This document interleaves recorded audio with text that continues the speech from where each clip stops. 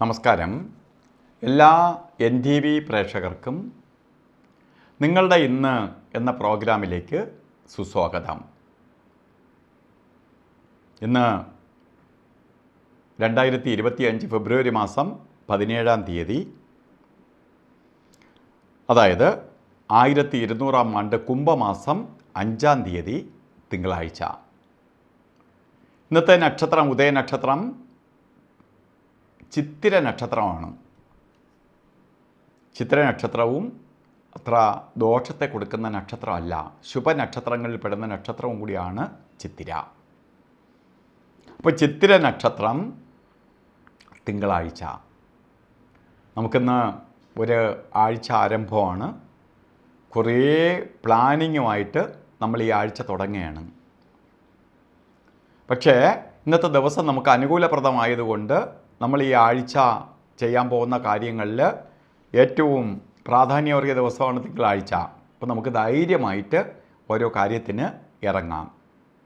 അത് വിജയത്തിലേക്ക് വരും, നമുക്ക് പുരോഗതിയെ പ്രദാനം ചെയ്തു തരും.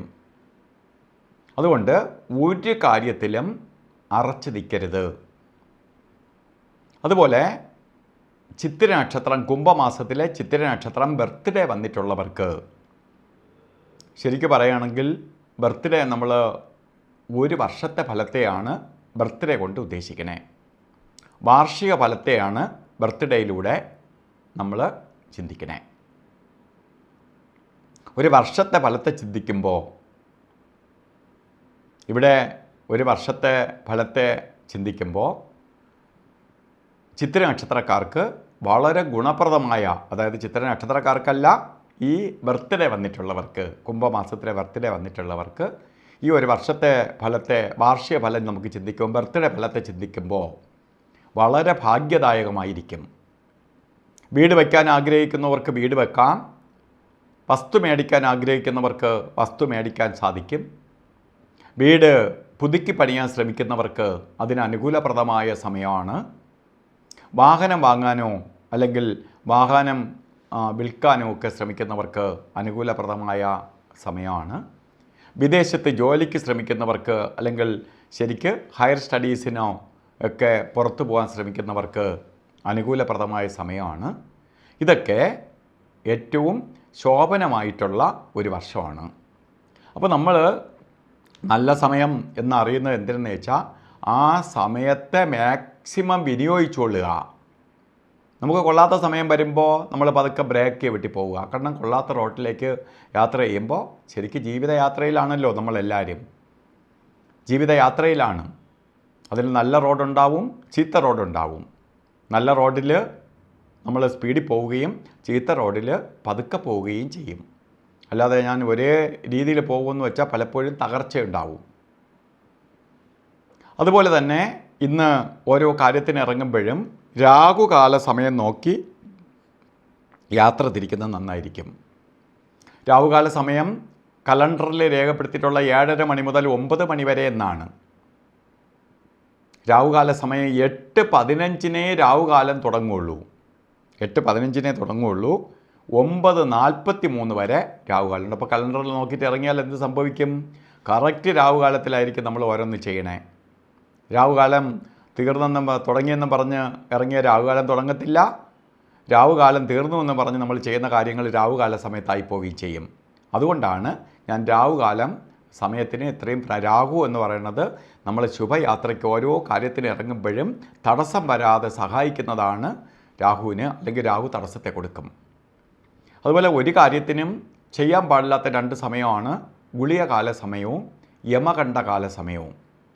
ഇന്ന് നമുക്ക് ഗുളികകാല സമയം വരുന്നത് 2:06 തൊട്ട് 3:34 വരെയും, യമകണ്ഠകാല സമയം വരുന്നത് 11:11 തൊട്ട് 12:39 വരെയാണ്. ഈ സമയം ഒരു ശുഭകാര്യങ്ങളും, ഇന്ന് നല്ല ദിവസമാണ്, നല്ല സമയമാണ്, നല്ല നക്ഷത്രമാണെന്നൊക്കെ ഞാൻ പറഞ്ഞെങ്കിൽ പോലും ഈ സമയം നമുക്ക് പല കാര്യങ്ങൾക്കും അവോയ്ഡ് ചെയ്ത് കളയുക. നമ്മളൊരു കാര്യത്തിന് ഒരാളിനെ മീറ്റ് ചെയ്യാൻ പോവുകയാണ്, ഒരാളിന് അല്ലെങ്കിൽ സൈൻ ചെയ്യാൻ പോവുകയാണ്. ഈ സമയം നമ്മൾ പതുക്കെ ഒഴിവാക്കി കളയുക. കാരണം അവർക്ക് അനുവദിച്ചു കൊടുക്കുന്ന സമയത്തിനകത്ത് കയറി നമ്മൾ എന്തെങ്കിലും ചെയ്താൽ ആ നെഗറ്റീവ് നമ്മളിലേക്ക് ബാധിക്കും.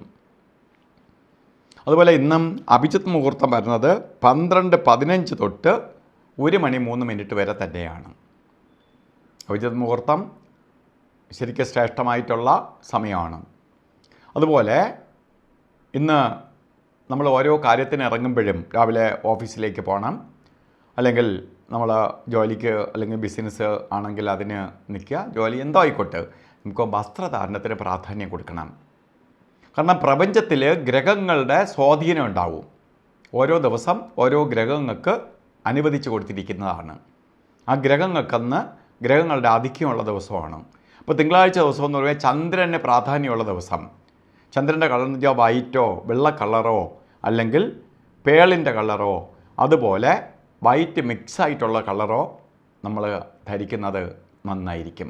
ബൈ ചാൻസ് നമുക്ക് ചിലപ്പോൾ ഈ നമ്മളെ ജോലിയുടെ ഭാഗമായിട്ടോ ഒക്കെ യൂണിഫോമായിട്ടോ ഒക്കെ വരികയാണെങ്കിൽ ഒന്നും ധരിക്കാൻ പറ്റിയെന്നിരിക്കില്ല.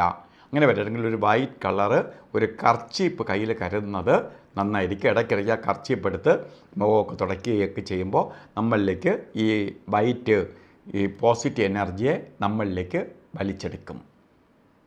അപ്പോൾ ഇന്നത്തെ ദിവസം എല്ലാവർക്കും ഐശ്വര്യപ്രദമായി തീരട്ടെ എന്ന് സർവേശ്വരനോട് പ്രാർത്ഥിച്ചുകൊണ്ട് നിർത്തുന്നു. നന്ദി, നമസ്കാരം.